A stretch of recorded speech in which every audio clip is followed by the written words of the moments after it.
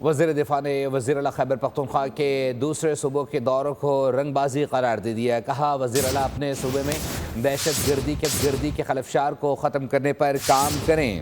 وہ دوسرے صوبوں کے دورے کرنے کے بجائے خیبر پختونخوا کے ہر کونے میں جائیں, شہداء کے جنازوں میں شرکت کریں. وزیر دفاع خواجہ آصف کی پارلیمنٹ ہاؤس کے باہر بات چیت, الزام لگایا تحریک انصاف کا دہشت گردی کے خلاف واضح موقف نہیں.